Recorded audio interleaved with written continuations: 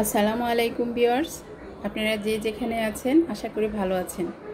আজকে আমি এমন একটি পিঠা করে নিয়েছি, ছোট বড় সবাই পছন্দ করে। শুধু যে বয়স্করা পছন্দ করে তা না, এই পিঠাটা ছোট বড় সবাই পছন্দ করে। একটু ঝাল ঝাল পিঠা তো, তাই সবাই পছন্দ করে। চাউলের গুঁড়ি দিয়ে পিঠাটা বানিয়ে নিয়েছি, একদম মচমচে হয়েছে, খেতে কিন্তু দুর্দান্ত হয়েছে। বিকালের নাস্তার জন্য এই পিঠাটা অনেক পারফেক্ট একটা পিঠা, ঝাল ঝাল পিঠা, ডালের ঝাল পিঠা। তাহলে পিঠাটা কিভাবে তৈরি করে নিতে হয় আমি আপনাদেরকে দেখিয়ে দিচ্ছি। পুরোটা ভিডিও দেখতে থাকবেন, না হয় কিন্তু পিঠাটা সঠিকভাবে বানিয়ে নিতে পারবেন না। প্রথমেই দিয়ে দিচ্ছি তেল, তারপর দিয়ে দিচ্ছি পেঁয়াজ কুচি, একটি টমেটো, কয়েকটি কাঁচামরিচ।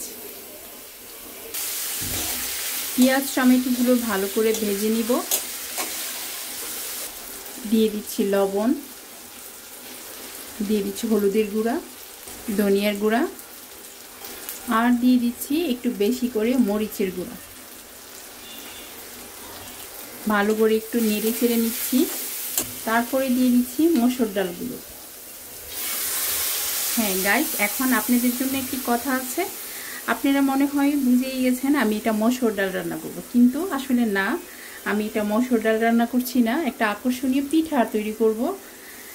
তো এই পিঠাটা দেখতে হলে, শিখতে হলে ভিডিওটা পুরোটাই দেখবেন, না হলে কিন্তু শিখতে পারবেন না।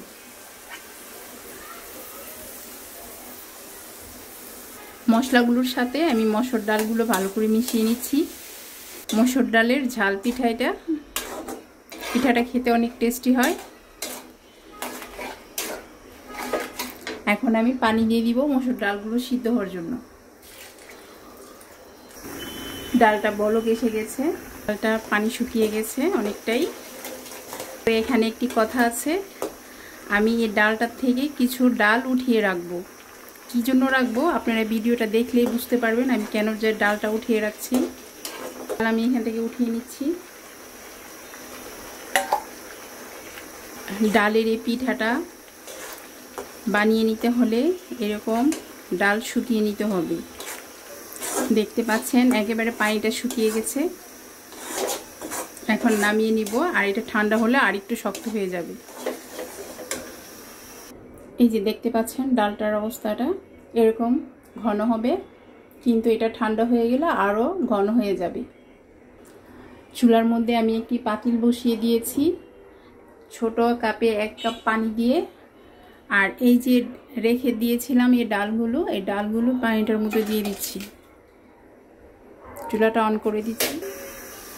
দিয়ে দিচ্ছি কয়টা কালি জিরা, আর দিয়ে দিচ্ছি কয়টা রান্নার জিরা।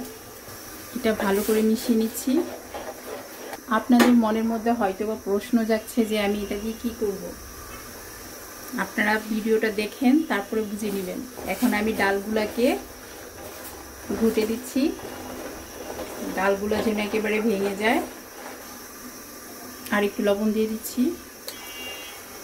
এখন এই ডালগুলোর মধ্যে আমি চাউলের গুঁড়া দিয়ে দিব। চাউলের গুঁড়া 1 বাটি নিয়ে নিয়েছি, কিন্তু পুরাটা দিব না, এখানে যতটুকু লাগবে ততটুকুই দিব। দিয়ে দিচ্ছি চাউলের গুঁড়াগুলো।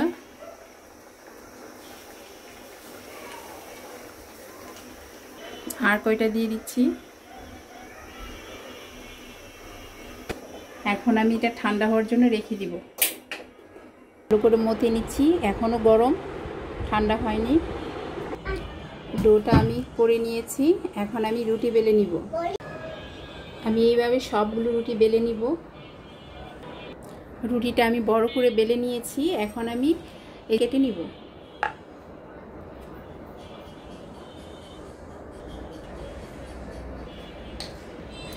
এই যে এইভাবে করে নিয়েছি, সবগুলো রুটি এভাবে করে নিব।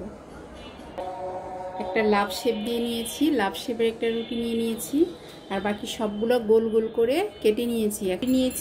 আর সেই ডাল ভাজাটা দিয়ে দিয়েছি। আরেকটা রুটি নিয়ে নিয়েছি। সাইড দিয়ে চেপে চেপে বন্ধ করে দিব, যেন ডালটা বের হয়ে না যায়। চাইলে এখানে সুন্দর করে একটি ডিজাইন করা যায়, আপনারা ডিজাইন করে নেবেন। আমি একটু ডিজাইন করে নিচ্ছি। পিঠাটার ডিজাইনটা করে নিয়েছি, এখন আমি বাকি পিঠাগুলো বানিয়ে নিব। এইভাবে আমি আরেকটি লাভ পিঠা করে নিয়েছি।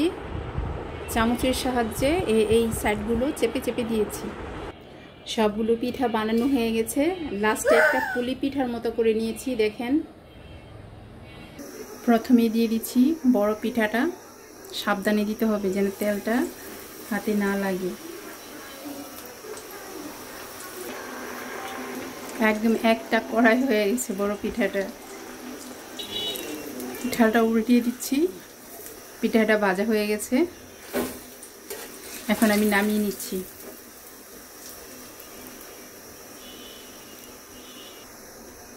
আর বাকি পিঠাগুলো দিয়ে দিচ্ছি। পুলি পিঠাটা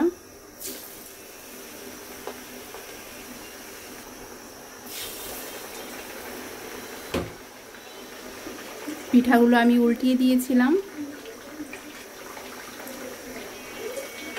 পিঠাগুলোর মধ্যে কোনো আটা বা ময়দা ব্যবহার না করার কারণে পিঠাগুলো অনেক মচমচে হচ্ছে। আর ভাজার সময় একটু সাবধানে ভেজে নিতে হবে যেন ভেঙে না যায়। পিঠাটা ভাজা হয়ে গেছে, এটা নামিয়ে নিব। আর এইভাবে সবগুলো পিঠা আমি ভেজে নিব। পিঠাগুলো ভাজা হয়ে গেছে, আমি আস্তে আস্তে পিঠাগুলো সাজিয়ে নিচ্ছি। আর সে পুলি পিঠাটা